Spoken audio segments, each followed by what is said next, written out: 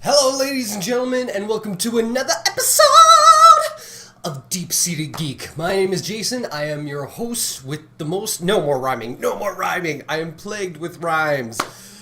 As you know, this is a very long episode as per usual, and if you want to jump to a section that you want to see right away, down in the show description, I've got chapter headings there. It'll take you to the gaming news of the week, what I'm playing, my opinion piece, or the updates for DeepSeededGeek, and all you gotta do is just click on the little timeline there, and it'll take you right to that section, then you can come right back and watch all the stuff that you missed because it's all gaming goodness. So, without further ado, let's jump right into the gaming news of the week.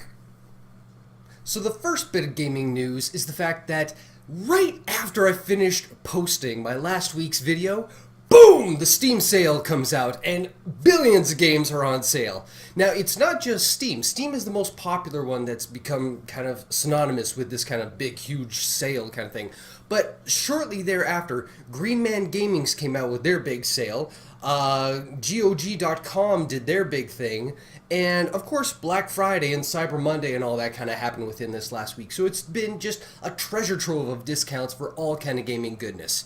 Now, I always get kind of caught up in the Steam sale kind of stuff. And I do purchase quite a bit of, content that's on my wish list for Steam and everything. But not only did I buy some games, which I'll get to, but I also had some gifted to me as well from a couple of very awesome dudes.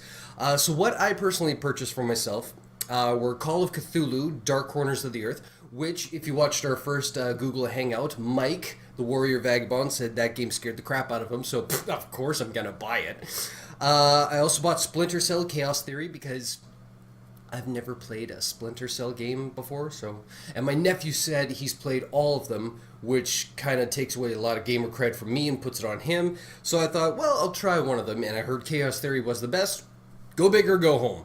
I also bought Papers, Please, which I'm really interested to kind of get into. Angry Video Game Nerd, because who doesn't love a 2D platformer from back in the day? Rogue Legacy, which is the same kind of feel, but it looks like it has a pretty good sense of humor to it.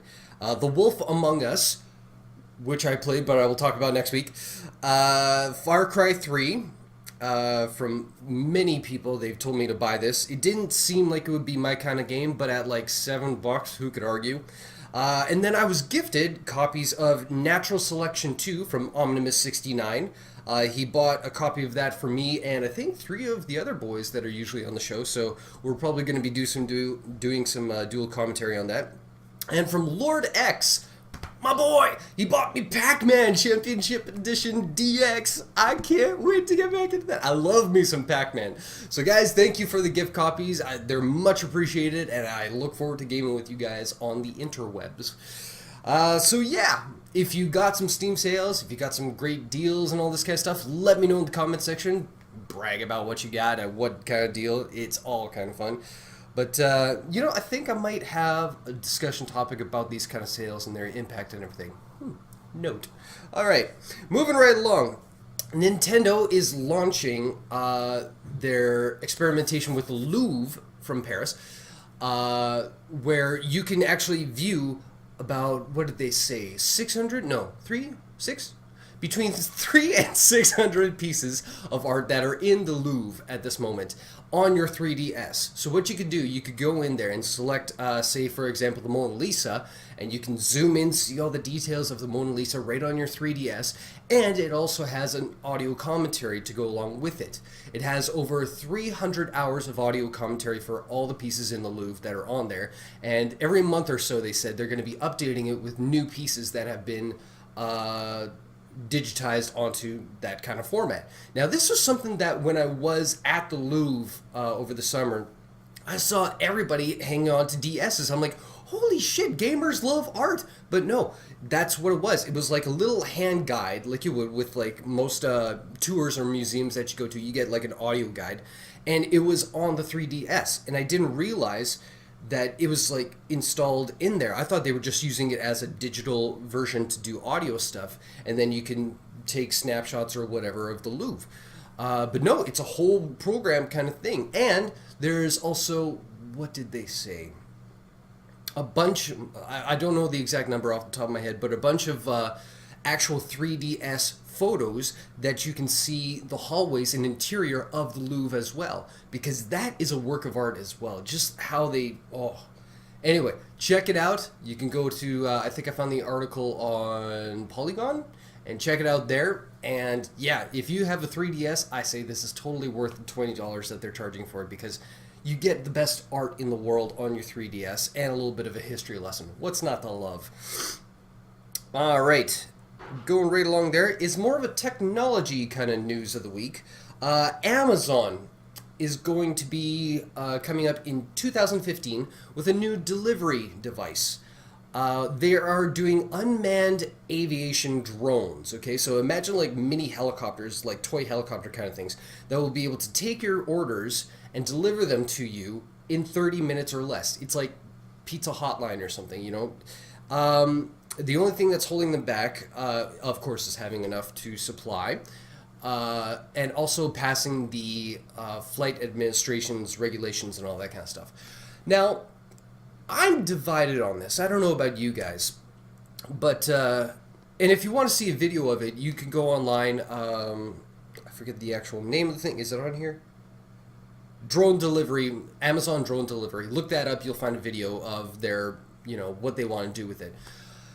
But on one hand, I'm thinking, okay, that's kind of cool that you're, you know, it's basically like speeding up the mail system a little bit. And that's a pretty handy thing. If you want something, bang, you can get it. And you, again, you don't have to ever leave the comfort of your home, you know, which is kind of sad. But at the same time, I'm thinking this will never fly in the US because, well, the United States is a very homeland security, everything's going to get us kind of place. And you're asking to allow hundreds and hundreds of these miniature little helicopter things to fly around with FAA approval. Meanwhile, you're trying to keep track of what's going on in the skies, getting all these little bugs all over the place. It just seems like something's going to go really wrong really fast with that kind of stuff, and I don't think the FAA would approve that in this day and age. You know what I mean? It's a brilliant thought, but I don't know, I just don't see it. If it does happen, of course it will be successful. I'm not saying that. I don't think in this climate in the country it would be accepted. But fingers crossed, because it's forward thinking. All right, moving right along. Last but not least is just a brief shout out. There's a new game that came out on iOS called Device 6. Now, I wish to God I could describe this game and make you understand why this game is so cool. But the best I can say is that it's a text-based game that makes full function of your iPhone or iPad in the way that you'll be reading it, and then there are contextual things where you can interact with the storyline and everything. The best I can say is that I haven't read a bad review on the game yet. From all the demos that I've seen of the game, it's got me intrigued. I'm definitely going to buy this probably as soon as we're done this. And yeah, it's a little indie title, and I think everybody should at least give it a check out, either through game reviews or game trailers that you can find out there. And just check it out, because it's very rare that we find innovative games like this. So, there you go. Those are all the gaming stories for this week. Next up, what have I been playing? So if you've watched one of the Google Hangouts that we did a couple of months ago, you'd know that we all love Lego superheroes. Lego Marvel superheroes, to be exact. And I thought, man, I want to get back into that. And I remembered, oh yeah, I have like 3 other Lego games that I could play. So I dove right back in, and I thought, which one do I want to play? I think DC would be too similar to Marvel, and I want kind of a new experience thing going on. And then I saw, oh, I've got Lego Lord of the Rings. Perfect. I love Lord of the Rings. And I thought, you know, every Christmas time, I usually watch the whole trilogy again. And I thought, well, this would be cool to have kind of an interactive kind of thing. You'd think. It's not a bad game. Don't get me wrong. Lego Lord of the Rings is a superb game, up to Traveler's Tales standards. It's a very awesome game. Really well done. The only problem is that, unlike Marvel superheroes, Lord of the Rings is the movies. Like, all the dialogue is straight from the movies. All the scenes are replicated versions of the movie. So there wasn't a lot of original charm to it. It still played great and everything, and seeing the characters in Lego form and how they kind of interpret. I can't talk ever on these shows. That's the power of live. Yeah, we're not even a live show. Anyway, what am I saying? Lego. Hey, Lord of the Rings. Yes, because they work. Their interpretations of something like a Balrog in Lego form. That's brilliant. All that kind of stuff. It's cool to see how they kind of do that stuff. But I think because there wasn't such an original story or freedom with the license or anything like that for Lord of the Rings, it just took away from any kind of surprise moments. You know what I mean? So I only played like maybe an hour or two of that game, and then I thought, well, this isn't exactly what I'm looking for. So let's move on. So I went down through my huge cache of Steam games, and I saw The Longest Journey. Now, this is a game that came out way back when PC games were still kind of famous for their point-and-click adventure games.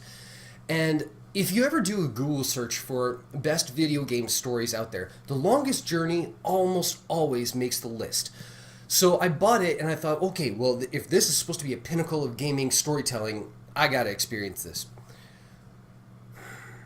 This is the trouble with old school games. It's very hard for me, a guy who primarily grew up advancing his gaming cred through really, I don't want to say high definition, but I mean like very graphically enhanced video games. So to go backwards, you know, like my first game that really blew my mind was Metal Gear Solid, which isn't saying much. I mean, it's very pixelated to look nowadays. But because I grew up with that as my base, going back to it isn't too hard for me. But if I were to give it to like somebody who's never played Metal Gear Solid ever, and I say, play Metal Gear Solid, and they look at it and they go, oh, it looks ancient and pixelated, this top-down angle, this sucks. That's kind of how I feel going back to old school games that I never touched. So it's a bit of a snobby kind of response, but honestly, like, some of the animations and everything, and just the motion of the game, it just wasn't gelling with me. It was detracting me from whatever story goodness I would have had. So I only played like maybe a couple of hours of that, and I realized, okay, I'm not in the right mindset to do this right now. Thankfully, I went down my list a little further, and I found a gem that I kick myself for not playing sooner. Because I've had this game for probably a year now. Thomas Was Alone. Oh my god. Oh my god. Just, for a game, if you want a good narrative in a video game that's not going to take you a whole bunch of time and is a pretty well-rounded platformer, Thomas Was Alone. Essentially, it's the story of Tetris blocks, okay? Little cubes, little rectangles that are all scattered throughout this 2D kind of world. And it's a platformer, like a Mario Brothers kind of thing, where you try to get from one end to another, going through all these kind of obstacles to get to this one little portal that will take you to another room.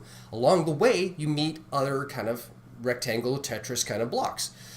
And each one of them has a story, a background, which a narrator will say over top of the gameplay. And the personality that each and every one of these blocks embodies is just so beautifully done. To the point where you actually start calling the blocks by their names, okay? Like Chris and Thomas and, the girl, the big blue cube. I love the big blue cube. And her name is slipping my mind. That's so embarrassing. But anyway, it's a beautiful, beautiful story that just talks about friendships and relationships and hang-ups and personality issues, and I can't rave enough about this game.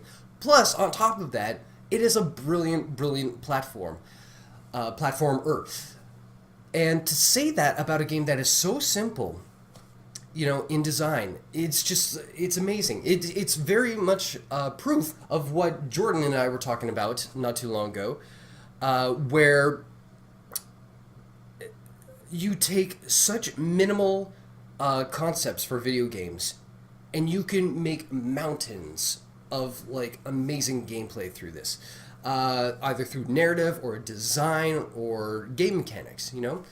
And I won't jump over all that. If you want, listen to Jordan's podcast. I'll put a link somewhere up here, boomheadshotpod.com, and we did our podcast. Yay! I was on a podcast, motherfuckers!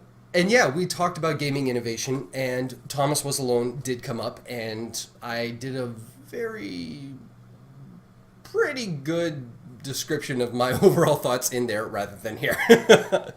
So if you want to hear more about my thoughts on that and gaming innovation overall, check out that podcast. I think it's episode number 38 on his website, so I'll check that out. I'll leave that in the show description, actually, a little link so you can go check that out as well. And other than Thomas Was Alone and the other two, that's all I've been playing this week. And I've got more to talk about, thanks to the Steam sale, that I'll be getting to next week. But we're going to move right on to my opinion piece of the week.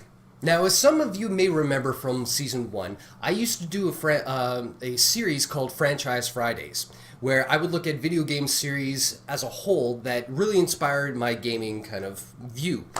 I did God of War, I did Batman, the Arkham series, I also did Bioshock as well. Now with the streamlining of the series, I kind of still want to do that because there are some game series that I didn't get around to. So without ado, we're going to rename it and we're going to call it Franchises in Focus. And this week we're going to focus on Mass Effect. Yes! It's my time to gush all gooey about Mass Effect. I can't wait. So, why do I love this series? Because it's the greatest thing ever. That's why. This video game series, well, first off, Mass Effect 1 was the video game that made me run out and buy an Xbox 360. Because after reading about it, seeing reviews and the gameplay and how diverse the whole thing was going to be, I just knew this was a game I needed to play. And nothing was going to stop me. I didn't have a gaming PC back then, so Xbox was my only option. So, ran out, got a big, huge system, got the game, played it, and my life has never been the same, okay? The custom... well, no, let's try and focus on this here. So, this was the first game that I ever played where it had the Unreal Engine. So that blew my mind. Just the level of detail and functionality of the characters and the graphics and everything was just mind-blowing at the time. Mass Effect 1, what else can I say about that game? It introduced some characters that were mainstays throughout the entire trilogy, and they did a brilliant thing with character development and relationships between all those characters and you. The fact that you could customize your character, I believe that was the first ever game that I actually put time and effort into designing a look of my character. And then with all the RPG customization kind of stuff, the action-adventure shooter kind of thing, you know, just this huge space opera, the likes of which I haven't seen since, like, Star Wars was good. You know, it was just incredible. It just hit on all cylinders for me. It just grabbed me and didn't let go. Is there anything else I could say about Mass Effect 1? Awesome. Just all kinds of awesome. But then, Mass Effect 2 comes out. And, hands down, if it's not the number one, it's in the top 3 of my favorite games of all time. And that could be said for a lot of people. Because all the little finicky things about the first one, they completely improved on everything. Now, some would argue that they took away some elements that were really good, like the RPG elements weren't as robust as they were in the Mass Effect 1. But, I don't know, to me, it wasn't that big a deal, you know? They still had customization so you could improve upon the look, which gave you different stats. You had improvements that you could do on your guns. You can carry a variation of guns. All your squad members, you had the ability to, in battle, direct them to what you need them to do, and you can stack powers and everything. So for me, the RPG elements that were still there were what I was really drawn to from the first one. So I wasn't really lacking anything from that in the second one. The graphics, somehow they made it even better looking, which is crazy to me. Introduced a slew of new characters that are still some of the best written characters in all of video game history. What else can I say about that? The story was a little more focused and could really get behind that.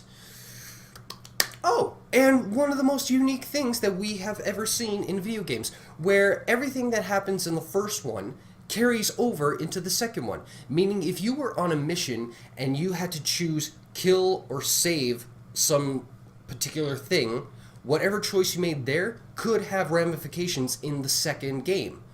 That was amazing. So it's like your own personal history, the original way that you played your first Mass Effect game, that will become history for Mass Effect 2, and as a background kind of check. So that just blew my mind. And the dialogue trees. Oh, I loved this, where it gave you options as to how you want your character to be portrayed, okay? So you could go with the flat, kind of just like bare basics, like, yeah, let's get through this, yeah, just press X, go through all the dialogue kind of stuff, or you could choose what is commonly known as Paragon, which is like the lawful good, or the Renegade, which is the complete badass, shit kicker kind of way to go. And it's fun to toy with both of those. And yeah, just all of that combined into just this well-focused, well-developed video game that won many, many Game of the Year awards, and deservedly so. And after all that, they went into Mass Effect 3, which was the planned end for this trilogy. I'm only gaining my thoughts. I'm not going to be negative here. Because I actually loved Mass Effect 3. Now, this is a game that is kind of notorious because it divided most of the fans in the series. People were very upset about the way the game ended. They didn't like it. They felt that their choices throughout all the games that was promised to have an effect in the final outcome, they didn't feel that it quite met those standards. I happen to disagree. Yet you can point out technicalities like, well, all these little finicky decisions and choices that I made when it came down to the final 10 minutes of the game, it did mean beans. True. But that's not how I interpreted what they were promoting from the get-go, okay? Here's how I saw it. All the little choices that you made and all the relationships that you made with your allies and how they view you, that was the big payoff for me in Mass Effect 3. That's where I thought all my things were making a difference. I knew at the end it was going to be one way or another, okay? It was going to be split down the middle, and none of these other things would have any effect on that final decision. I had no delusions about that, okay? I knew it would come down to the basic, one way or the other. So I was not disappointed with that. The way they did the ending, I think it was just as good as any of the dialogue options that you had throughout the series, okay? It was identical to that. So I had no problem with that either, And it was compelling. I did have to, stand there, and with the final options of the game, I took about 10 minutes going, what do I really want to do? And blah, blah, blah, blah, blah. And I went down the road. So yeah, I had no issues with the ending, okay, at all. There's hardly anything that I have to complain about with Mass Effect 3, other than the fact that that was the day my PlayStation 3 decided to die and wipe out all my previous game saves when I bought Mass Effect 3. But if that didn't happen, I wouldn't have a gaming PC, and I wouldn't have bought the entire trilogy, and I wouldn't have played through the entire trilogy once more just to have Fem Shepard as my character, okay? And that was so worth it. That's the one thing I will say about Mass Effect, is that if you are going to play Mass Effect for the first time, play as female Shepard, even if you're a guy, it's the better of the two. I've played through the entirety as a male shepherd, and he's good. He's got his moments and everything, but he plays them a little flat. Whereas if you play femme shepherd, she's got such a dynamic range to her personality, and the interactions with her teammates and everything, her squaddies, it feels more genuine coming through Jennifer Hale, who is the voice actor.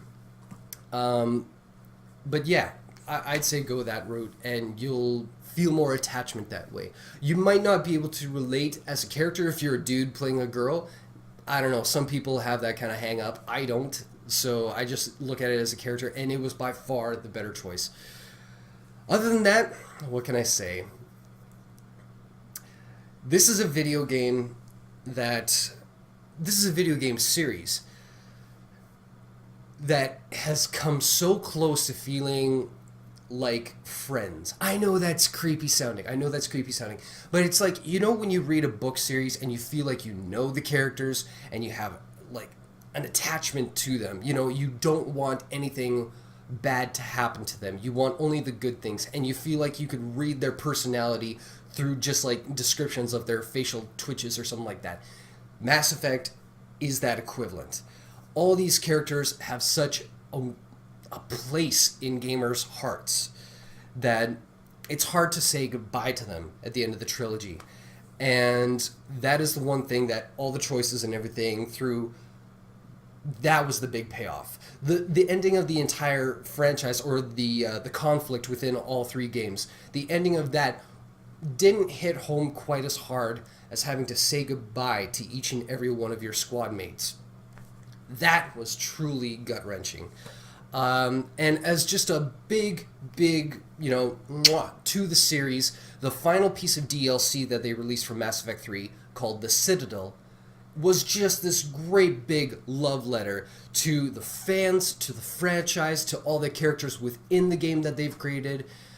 It was, I'm so glad that I bought it on PC and had that DLC to come back to, because it was just the most perfect ending for a group of characters that you could ever want for it. It's complete fan service. I loved it. And yeah, if I ever swung the other way, Garrus, you and me would hook up, bro, because I love Garrus. And as Femme Shepherd, Garrus was her man the whole time. That's one thing I could mention that was kind of a bummer. I know this is something I mentioned back in Season 1 when I was talking about romances in video games and everything. This was kind of a piss off.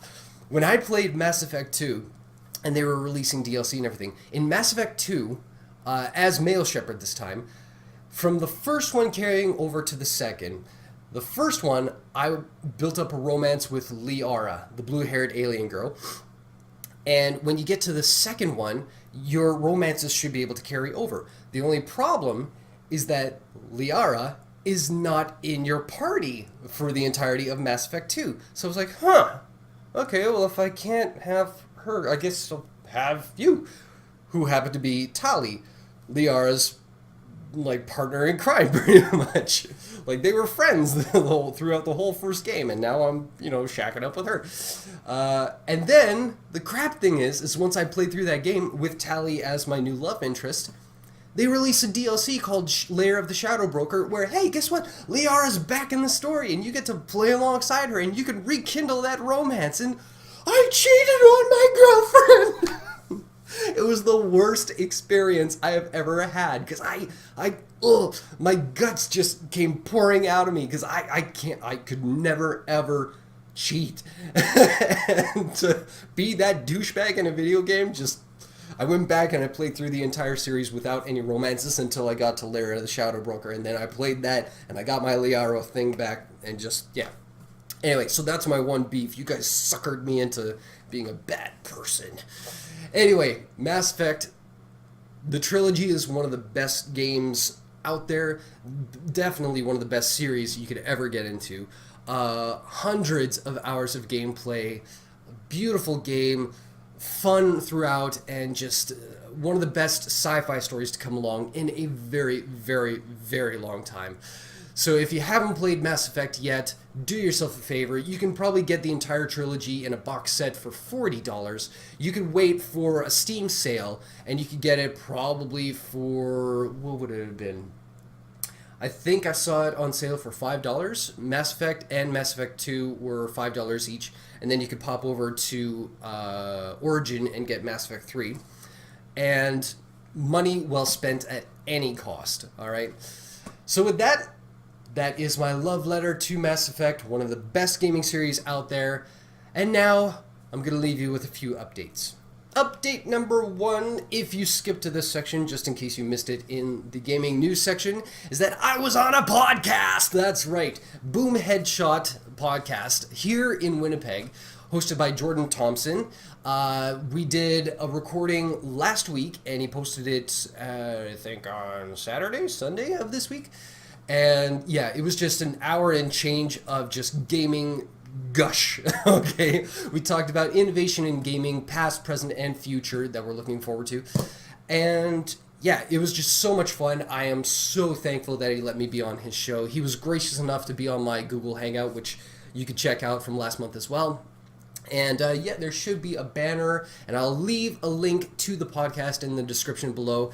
Check it out. He's got so many episodes with some great topics for discussion. So I can't give enough props to him. So hopefully, Jordan, I can be back on that show sometime because it was such a good experience.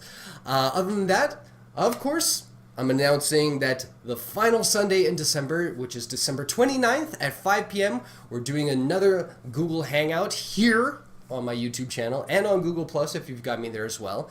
The topic will be, just like in the podcast, gaming innovations. So opinions from me and possibly everybody else who joins that podcast or that hangout. You'll hear about what things we're looking forward to with this next generation of consoles that will be innovative and pushing the gaming industry forward. So if you want to check that out, or if you want to be a part of that show, send me an email through YouTube or send me a message in the comment section below, and we will get you in there. All right? Thank you very much for watching this episode. If you dig it, you know what to do. Hit like, favorite this video, share it with your friends and family on Facebook and the like. Subscribe as always, because we put out a new video every Wednesday, and I will see you next week on DeepSeededGeek. Take care, everybody.